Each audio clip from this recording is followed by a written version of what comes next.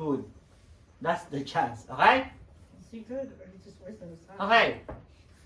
This is impossible because some prophecies were thousands of years ago. So it's impossible. Who made the prophecies? Prophets? Prophets. Prophets is ordinary people? No. No? Well, Why? yeah, They're flying? They're no. flying? Oh, you're Are they saying. flying? Or Are you they, saying they're kind of special? they kind of special, but do they Not. work? Yeah. Yeah, they're not like, do need to I earn thought you money? meant in terms of the mind. Oh yeah, I know. That- Yeah, but still, see, there's no rich prophets. There's no rich prophets. Like they need to work. They need to eat, right? They need to do hard work. What is biblical definition of prophet? No. Is a seer or one inspired by God through the Holy Spirit to Deliver a message. deliver a message. That's the only special thing about the prophet, okay? Wow. To That's your special deliver thing. a message. But they still need to work. They still to spend money. They still need to eat. Okay? Okay, how many more minutes? Let's do... We only read one passage, bro. Oh. We only read one passage. Huh? We only read one We only have passage. like 3 minutes left. Oh, 3 minutes Oh, left. two. Okay. Two. Jesus is the Bible from Old Testament to New Testament. Say from Old Oh. to New. Oh. Where is the division of the Old and New Testament? How can you divide from Old to New? If it's old, it's old. Matthew is the beginning of the new. Matthew is the beginning of the New? And Genesis Okay, is the yeah. beginning of old. Genesis is Hey. the Old. So where is the Hey. division? Before Matthew. Wait, what is that? So, when Jesus starts ministry, that's all new. So, when John the Baptist died, that's old. From that, going to the front is old. From Jesus, going to the latest is New Testament. But you said in terms of the Bible, before Matthew is Okay, last two. First 23. Okay, for example, process of elimination. Oh my gosh. A father need to call a son from Spain. Jeez. Almost 6 billion people in the world, yet it is possible to call someone, right? Yeah. That is because of the process of elimination. Number 1, when you pick up a phone, he eliminate all the people who don't have a phone, right? No, but doesn't have a phone. So, that's a lot. Okay. How do you know Oh, that's a next. When you dial a number, you know that you dialing a number to a certain country or race, right? Well, that's not. So, the other countries are eliminated. Right? Sure. Sure, okay. When God called Jesus in Genesis 3:15, what's Genesis 15? Right there. What? The Messiah is a seed of a woman? Yeah. No, that's not Genesis. What is Genesis 3:15? What is that though? Come on! Binasa na natin. Nasa quiz na eh. We did? Yeah, kanina. Genesis 3:15. I will put enmity between you Oh. and the woman and between your offspring and hers. He will strike your head and you will strike his heel. Oh, see? So, God is calling the Messiah. The first one is the Messiah should be seed of a woman. What does it mean? Is he an animal? No. Is he an angel? No. What is he? Human. Human. So, na-eliminate na ang mga angel. Angel will not be, Messiah will not be coming from angel. Messiah will not coming from any creation, a star, or a plant, or animal. So, it's a human for sure, right? So, we're getting closer to selection, right? Number 3. Hanggang number 4 lang tayo, ha? So, you know a certain race. Number 3 na ba tayo? Yes. Yeah. You know the certain race, but not the section of the race. You know that that's a man, but we don't know where. So, there are only 3 generations of Noah. That is Genesis 9:18. Genesis 9:18. What are the 3 generations of Noah? Go, Ma. Ma! Surreal. I don't know. Who has already read? Come on. Si Suriel o si Mama? Go. Whoever The finds it. son of Noah. Okay.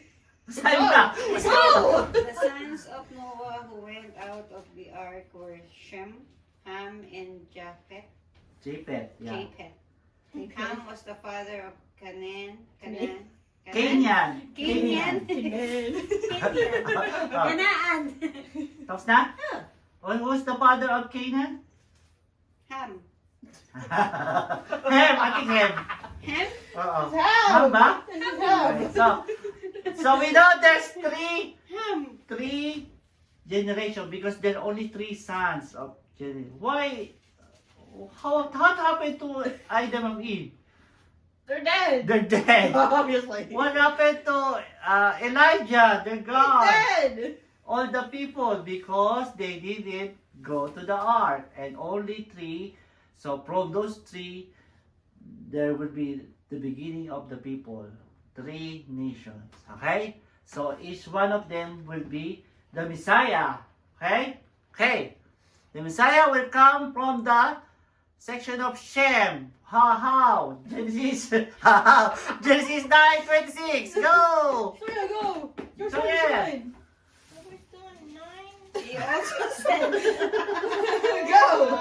He also said. Where?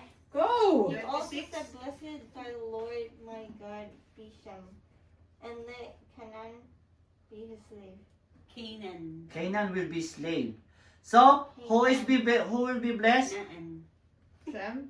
Shem. So Shem, in the 3 sons, the Messiah will come from Shem, not from Japheth, not from Ham. Okay? So we know now it's getting closer. Okay. So we eliminated lots of people that cannot answer the phone. Okay. Yeah. Last number 4. In the section of Shem, a seed of Abraham and a son of Isaac. Genesis 12. Last na yan, Genesis 12. Is that a whole chapter? Yeah, the whole chapter. Oh my gosh! Ba't ko na ano? The Ba? Sana? call of Abraham. Sige, teka, babasa din ako. Ah! Genesis 12? Yeah. His phone? Now the Lord said to Abram, Go from the country and your kindred and your father's house to the land that I will show you. I will make you into a great nation and I will bless you. I will make your name great and you will be a blessing.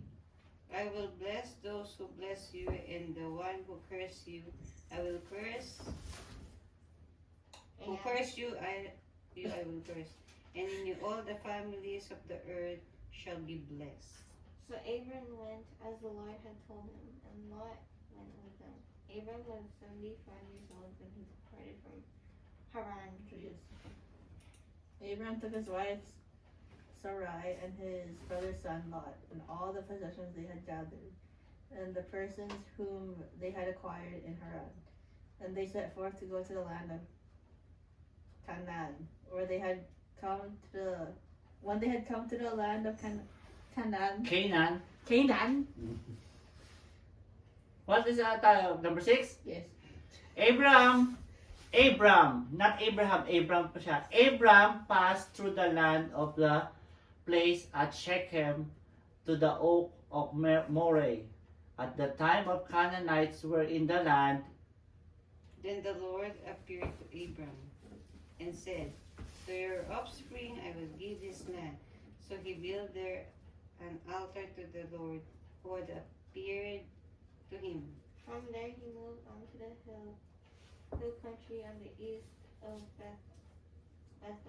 Bethel, and pitched his tent with Bethel on the west and Ai on the east.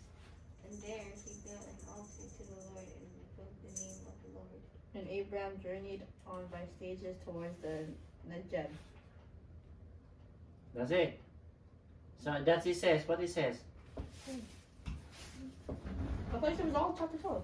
That's it ah. No? Ano yung pati ba yun? There's more. Okay. Now, Abraham and Sarai in Egypt. Now there was a famine in the land.